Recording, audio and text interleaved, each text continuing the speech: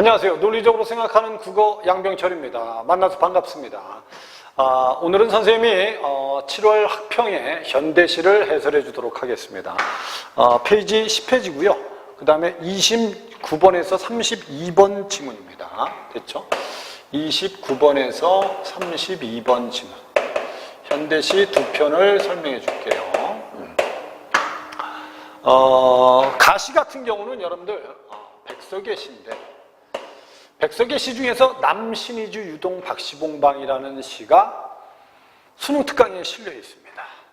그 시하고 상당히 유사한 시라고 생각하시면 되고, 여운한골족이라는 시가 있습니다. 명절날 이제 친척들이 모여서 아이들이 즐겁게 놀고 유대감을 쌓는 장면으로 돼 있죠. 그 두 편의 시가 경험이 있는 학생, 두 편의 시를 경험한 학생들은 사실 이 시를 혼자서 읽을 수 있습니다. 그 다음에 나시는 조금 처음 읽었을 때 주제가 뭐지? 그녀에 대한 그리움이다. 그녀가 죽었을 것 같다. 뭐 이 정도는 여러분들이 충분히 이해를 할 수 있지 않을까 싶습니다. 그래서 지금부터 선생님이 가시하고 나시를 설명해주고 문제를 해설해 주도록 할게요. 가시는 제목이 일단 두보나 200가치 이렇게 되어 있어요. 두보나 200가치. 이 두보나 200이라는 사람은 중국의 유명한 시인들입니다. 됐죠? 그래서 원래 시를 읽을 때 선생님이 꼭 제목을 먼저 봐라. 그 다음에 이제 시를 읽으면서 시적 대상을 한번 찾고 구체적인 상황을 이해해 보려고 노력해라. 그래서 첫 번째, 오늘은 정월 보름입니다. 대보름 명절이에요. 됐죠? 그래서 여기서 첫 번째 이제 배경을 제시했어요. 대보름 명절입니다. 명절. 됐죠? 그 다음에 세 번째 줄, 나는, 나 동그라미 쳐놓으세요. 1인칭 화자가 있네요. 그죠? 나는 멀리 고향을 나서 남의 나라 세모, 쓸쓸한 객고에 있는 신세다. 그러면 화자의 처지가, 지금 분명히 화자의 처지는 분명히 남의 나라에 있습니다. 그러면 당연히 여러분들 뻔한 거 아닙니까? 대보름날인데 나는 명절날 남의 나라에 있으면 당연히 어디가 그립겠어요? 고향이 그립지 않겠어요? 그럼 충분히 느낄 수 있는 거죠. 옛날 두보나 200 같은 이 나라의 시인도 먼 타관에 나서 이날을 맞은 일이 있을 것이다. 그래서 화자는 결국 누구하고 누구를 두보나 200을 자기의 처지와 동일시 시켜놨습니다. 분명히 이 사람들도 나와 같았을 것이다. 됐지? 그리고 밑에는 오늘 고향에 내 집에 있는다면, 가정이죠 이건. 그래서 이건 이제 현재의 처지와 다르게 내가 만약에 고향에 있다면, 가정입니다. 고향에 있다면 분명히 이랬을 것이다. 뭐 했을까? 친척들끼리 모여서 떡국 먹으면서 유대감을 쌓았을 것이다. 뭐 이런 거 아니겠어요? 그래서 밑에 새 옷을 입고 새 신도 신고 떡과 고기도 억병 먹고 많이 먹고 일가 친척들과 서로 모여서 즐거이 웃음으로 지낼 것이건만, 여기까지가 분명히 이제 고향에 있었으면 대보름날 이렇게 즐거운 일이 있었을 것이다. 여러분들 충분히 이거는 이제 나이가 들면 느끼는데, 고향을 떠나서 타향에 있다가 명절날을 맞이하면 결국 이제 가족들도 떠오르고 외롭죠. 쓸쓸하죠. 그 상황이라고 이해하시면 돼요. 이거 됐죠? 밑에 나는 오늘 때 입던 옷에 마른 물고기 한 토막으로 혼자 외로이 앉아서 이것저것 쓸쓸한 생각을 하는 것이었다. 됐지? 결국 명절날 고향에 있었으면 이랬을 것인데, 오늘 나는 타향에서, 남의 나라에서 쓸쓸한 생각을 하고 있다의 뜻이에요. 충분히 이해되죠? 문장 자체가 쉬우니까. 됐습니다. 옛날 그 두보나 200 같은 이 나라의 시인도 이날 이렇게 마른 물고기 한 토막으로 외로이 쓸쓸한 생각을 한 적도 있을 것이다. 됐죠? 결국 똑같이 동일시 시켜놨어요. 결국 두보나 200도 나와 같았을 것이다. 어떻게 보면 이거는 두보나 200을 떠올리면서 시적 화자는 스스로 위로하는 거라고 생각하시면 됩니다. 알았죠? 그래서 무슨적인 태도를 가지고 있다? 자의적 태도를 가지고 있다. 그 다음에 밑에 나는 이제 어느 먼 외진 거리에 한 고향 사람의 조그만 가업집에 있는 것을, 가업집은 밑줄 거. 뭐 집안에서 이제 일을 물려받아서 이제 한 고향 사람들이 결국 고향 사람이 고향의 음식을 하는 집이 있겠죠. 됐죠? 그 뜻입니다. 가업집이 있는 것을 생각하고 이 집에 가서 그 맛스러운 떡국이라도 한 그릇 사 먹으리라 라고 생각한 거예요. 알았죠? 그러니까 화자는 결국 그래 같은 고향 사람이 하는 가업집에 가서, 식당에 가서, 알았죠? 밥집에 가서 나도 한번 떡국을 먹어야겠구나. 이 떡국을 먹는 이유는 뭐 하겠어요? 타향이 있는 걸 뭐 하겠어요? 위로하는 거 아니겠어요? 위로. 됐죠? 떡국이라도 한 그릇 사 먹으리라 생각한다. 우리네 조상들이 먼 옛날부터 대대로 이 날에는 의례 그러하며 오듯이 먼 타간에 난 그 두보와 200 같은 이 나라의 시인도 이날은 그 어느 한 고향 사람의 주막이나 또는 밥집이죠. 반관, 밥집을 찾아가서 그 조상들이 대대로 하던 본대로 원소라는 떡을 입에 대고, 원소는 떡이겠죠, 그죠? 원소라는 떡을 입에 대며 스스로 마음을 느꾸어서 위안하지 않았을 것인가. 나도 그래서 떡국이나 먹고 마음이나 위로하자, 이런 뜻이에요. 떡국이나 먹고 마음이나 위로하자. 그러면 이 마음이 맑은 예시인? 이렇게 돼 있어요. 이 사람들이 마음이 맑은 예시이냐? 그럼 나도 마음이 맑겠네, 그죠? 지자랑한 거네, 그죠? 마음이 맑은 예시인들은 먼 훗날 그들의 먼 훗 자손들도 그들의 본을 따서 이날에는 원소라는 떡을 먹을 것을 외로이 타간에 나서도 이 원소를 먹을 것을 생각하면서 그들이 아득하니 슬펐을 듯이 됐죠? 나도 떡국을 놓고 아득하니 슬플 것이로다, 이렇게 돼 있어요. 결국 이제 떡국 먹으면서 위로하면서 무슨 감정이? 슬픈 마음이 생길 것이다, 이런 뜻이에요. 전체 상황 이해되죠? 이렇게 구체적인 상황만 정확히 이해하면 됩니다. 됐죠? 그 다음에 밑에 라고 있으면 감탄사가 있네. 그럼 영탄적 어조네. 알았죠? 이 정월 대보름 명절인데 거리에는 오독독이 탕탕. 오독독이는 불꽃놀이 할 때 터트리는 폭죽이라고 생각하면 돼요. 폭죽 터트리고 호궁. 됐죠? 악기입니다. 악기 소리 삘삘 높아서. 삘삘은 의성 아니겠습니까? 내 쓸쓸한 마음엔 자꾸 이 나라의 옛 시인들은 그들의 쓸쓸한 마음들이 생각난다. 명절날이 되면 이제 중국에서도 여러분들 불꽃놀이 하고 악기 소리 들리잖아. 그러면 나는 더 뭐하다고 느낄까? 외롭고 쓸쓸하겠지. 결국 이 시의 핵심 내용은 남의 나라에서 느끼는 고향의 그리움과 외로움이다. 이게 다예요. 이해할 수 있죠? 내 쓸쓸한 마음엔 자꾸 이 나라의 옛 시인들이 그들의 쓸쓸한 마음들이 생각난다. 내 쓸쓸한 마음은 아마 두보나 200 같은 사람들의 마음인지도 모를 것이다. 아무래나 이것은 예투의 쓸쓸한 마음이다. 옛날 사람들이 느꼈던 고풍스러운 쓸쓸한 마음이다. 그럼 결국 나만 느끼는 게 아니고 옛날에 두보나 200도 분명히 이렇게 느꼈을 것이다 라고 자기를 위로하고 있는 시가 바로 이 시다. 됐죠? 무슨 말인지 이해됐죠? 그래서 결국 마지막에는 화자는 결국 그래 두보나 200도 나와 같이 쓸쓸한 마음이었을 것이다. 이건 지금 나 혼자 느끼는 감정은 아니다. 옛날에도 이런 감정을 느끼는 사람들이 있었다. 이 뜻입니다. 됐죠? 그럼 전체적인 상황을 보면 남의 나라에서 결국 고향 대보름날 고향 그리워하면서 결국 쓸쓸한 마음을 느끼고 있다. 외로움을 느끼고 있는 게 이 시의 중심 내용이다. 그래서 우리 여러분 남신이주 유동 박시봉방이라는 시를 공부한 사람은 전체적인 어조가 상당히 유사하다. 알았죠? 그래서 이건 자기 마음을 쓴 고백적인 글이다 라는 걸 충분히 이해할 수 있을 거라고 생각합니다. 됐죠? 됐어요. 그 다음에 나시를 보겠습니다. 이번에 7월 학평에서 문학은 낯선 작품들이 좀 등장했어요. 학생들을 이해력 평가하는데 아주 좋은 시험입니다. 원래 선생님은 수능 시험에는 원래는 낯선 문학 작품을 내는 게 맞다고 생각하거든요. 그래야지 학생들의 진짜 객관적인 이해력을 평가할 수 있어요. 가끔 학생들 중에는 이해하는 거 좋아하고 암기하는 거 싫어하는 학생들이 있죠. 이런 학생들이 수능 모의고사는 잘 보고 내신이 안 좋아요. 그 다음에 암기하는 거 좋아하는데 이해하는 거 싫어하는 학생들은 생각하는 능력이 떨어지는 거죠. 이런 학생들은 나중에 논술을 하기도 좀 어렵습니다. 이 두 가지가 결합돼야 돼요. 이해도 하고 암기도 하고. 그래야지 여러분들이 성적이 쑥쑥쑥 이렇게 올라갈 수 있는 겁니다. 됐죠? 그 밑에 나시는 제목이 뭐라고 돼 있어요? 가재미 3, 아궁이의 재를 끌어내며.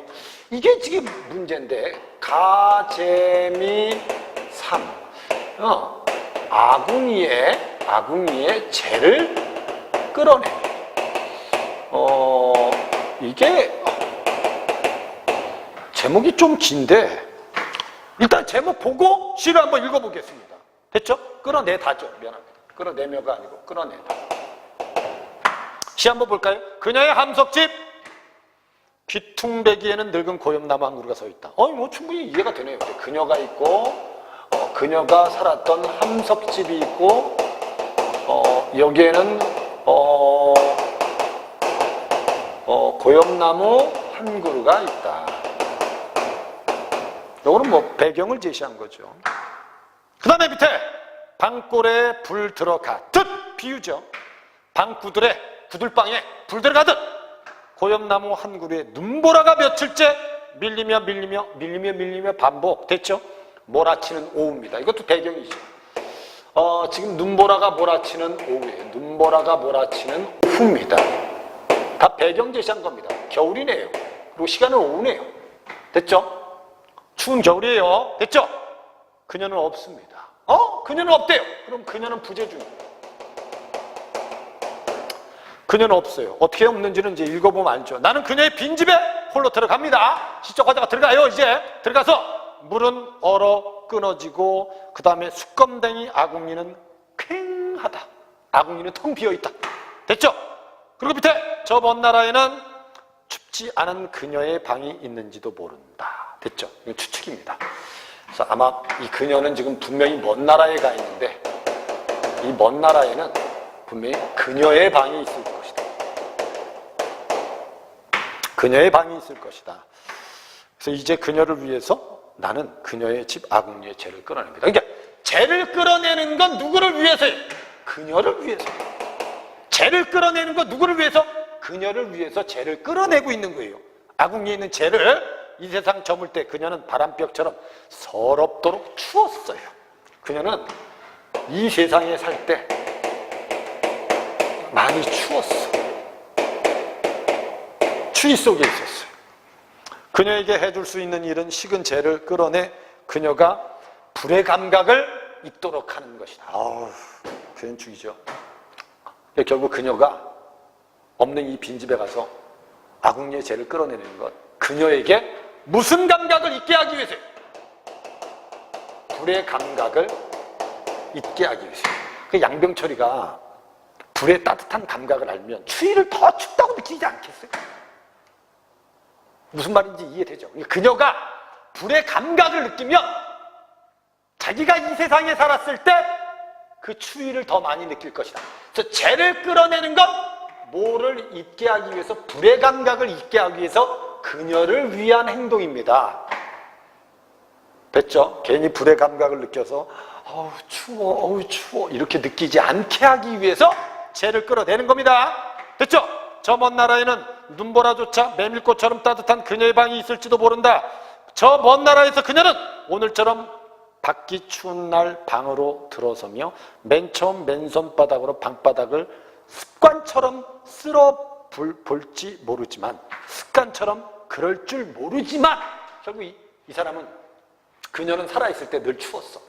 그러니까 결국 방에 들어오면 이 방바닥을 이렇게 쓸어보는 거예요. 방바닥을. 알았죠? 방바닥이 따뜻한가 추운가 이렇게. 분명히 그녀의 방에 가서도 이런 행동을 할지도 몰라. 이런 행동을 할지도 모르지만 이제 그녀를 위해서 나는 그녀의 집에 아궁이의 재를 모로 끌어내겠습니다. 반복이 있네. 됐죠? 그녀는 나로부터도 자유로이 빈집이 되었습니다. 결국 이제 이 그녀는 나로부터도 벗어나고 어디에서도 벗어났으면 좋겠다.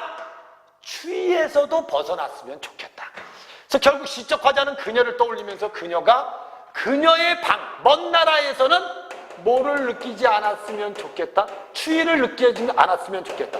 나라는 존재를 느끼지 않았으면 좋겠다의 뜻입니다. 내용을 이렇게만 이해하시면 돼요.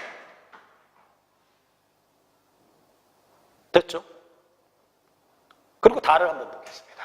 다는 이제 장소에 대해서 써놨습니다. 이 공간이라고 하죠. 이 장소와 관련된 지문들은 뭐 문학에서 많이들 나옵니다. 그래서 다를 요약하면 이런 말입니다. 시에서 장소는 장소 동그라미 실제하는 물리적 공간, 형상화된 상상의 공간으로서 화자의 경험이나 감정과 관련하여 주관적으로 해석되는데 특히 장소에 대해서 화자가 느끼는 이러한 정서를 우린 뭐라고 한다? 장소감이라고 한다. 장소감 됐죠? 그 다음에 장소는 안과 밖으로 이루어져 있으며 화자는 물리적으로는 물론 심리적으로도 장소의 안 또는 밖에 자리하게 되죠.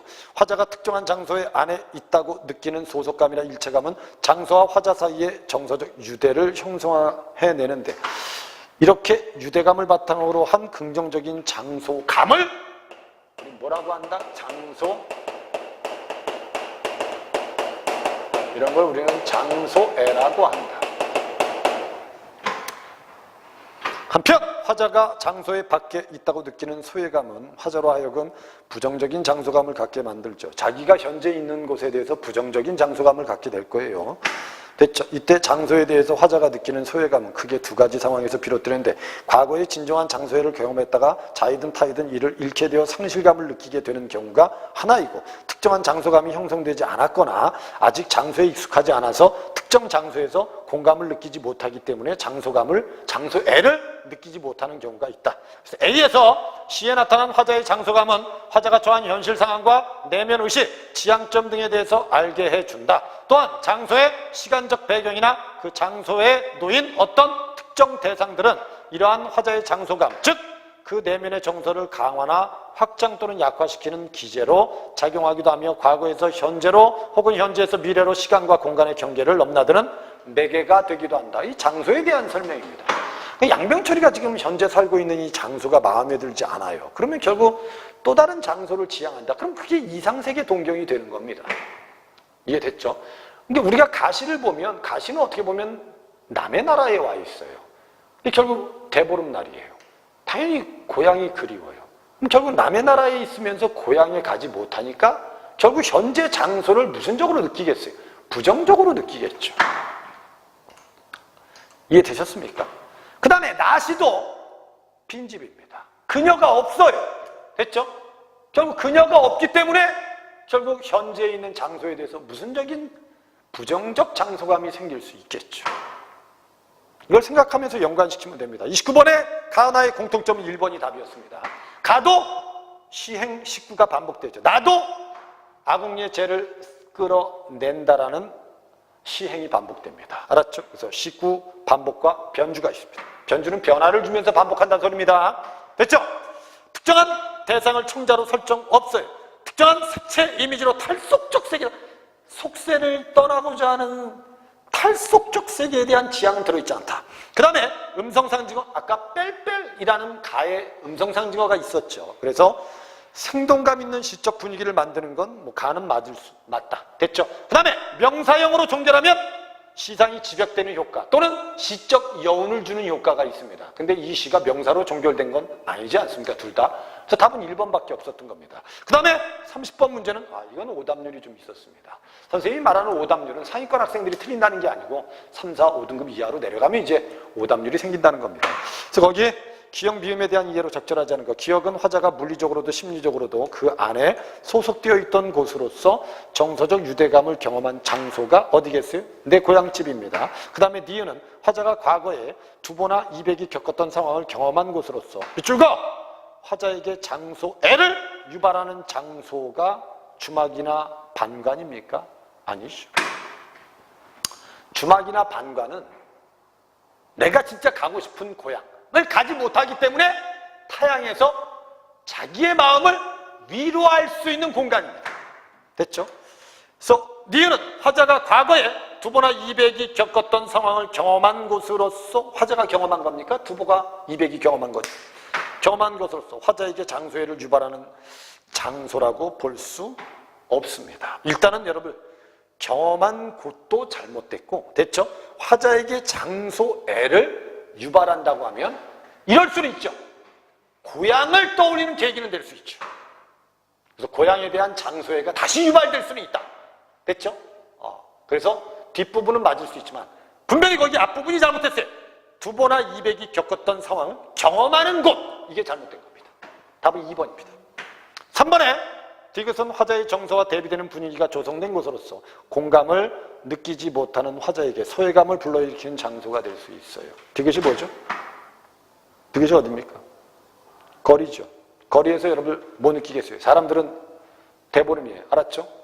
폭죽 쏘고, 알았죠? 악기 소리 들리는데 나는 지금 쓸쓸하잖아요. 그죠? 그럼 소외감을 느끼겠죠. 그 다음에 리을은 과거에 존재했던 그녀가 현재는 부재하는 곳으로서 화자에게 상실감을 주죠. 그 다음에 미음은 화자의 내면 의식이 만들어낸 곳으로서 그녀에게 화자의 연민이 투영된 상상의 장소가 그녀의 방 아니겠습니까? 이해됐습니까? 됐죠? 그래서 제발 이곳에서는 추웠지만 그녀의 방에서는 추위를 느끼지 않았으면 좋겠다. 그래서 그녀가 이 방에 살았을 때 추위를 느끼면서 불쌍하게 살았다는 거예요. 그래서 5번이 맞는 말입니다. 특히 여러분 장소에 대한 이해를 잘 못하면 이 30번 문제를 틀릴 수 있습니다. 그 다음에 31번 A를 바탕으로 가를 감상하세요. 남의 나라에서 맞이하는 대보름 명절이라는 시간적 배경은 타관에서 느끼는 화자의 소외감을 더욱 고조시킨다. 마른 물고기 한 토막은 일가 친척들과 함께 고향에서 경험과 연결되어 화자의 현재 장소에서 느끼는 결핍감이다. 됐죠? 고향에 있었으면 이걸 먹고 있지는 않을 거 아닙니까? 그 다음에 한 고향 사람의 조그만 가업집은 화자 대면의 지향점에 해당한다. 지향점이 가업집은 아니죠. 지향점은 고향입니다. 고향. 알았죠? 가업집은 단순히 남의 나라에서 나를 위로하는 공간이라고 생각하시면 돼요. 현재의 장소에 대한 화자의 부정적인 장소감을 긍정적인 장소감을 현재의 장소에 대해서 부정적으로 인식하지 왜 긍정적으로 변화시킵니까? 다 잘못됐습니다. 3번이 답입니다. 떡국은 화자가 자신이 처한 현재 상황, 현실 상황에서 느끼게 되는 외로움을 위로해주는 동시에 그 외로움 정서를 심화시키기도 하는 이중적이죠. 맞죠? 결국 떡국을 먹으면서 외로움을 위로할 수 있지만 이 떡국을 먹으면서 더 외로움을 느낄 수도 있죠. 왜? 고향이 그리우니까. 그 다음에 원소는 화자에게 시간과 공간의 경계를 넘어 다른 대상과 동질감을 느끼게 해주는 매개지요. 화자의 장소감을 다른 대상으로까지 확장하여 사고하게 만드는 계기가 되는 게 바로 원소라는 떡입니다. 답은 3번이다. 32번 문제. 이것도 오답률이 좀 있어요. 가재미는 문태준의 가재미 연작 중 하나입니다. 가재미에서는 암투병 중이던 어머니의 임종전 모습을, 가재미 2에서는 임종후의 장사 지내는 모습을, 가재미 3에서는 밑줄과 어머니의 빈집을 다시 찾아온 화자의 모습. 가재미 3에서 화자는 그녀를 위해서 빈집에 남겨둔 아궁이의 재를 모두 끌어냅니다. 이는 이승에서의 춥고 힘겨웠던 기억을 모두 없앰으로써 어머니의 영혼을 진정으로 자유롭게 하고 동시에 어머니에 대한 가슴 아픈 기억과 어머니의 부재에 대한 슬픔도 함께 비워냄으로써 자신의 마음도 평온하게, 그러니까 이 재를 끌어내는 건 어머니의 마음도 편하게 하고 내 마음도 좀 편하게 하기 위해서죠. 평온이 찾아오기를 바라는 화자의 마음이 담긴 행위다.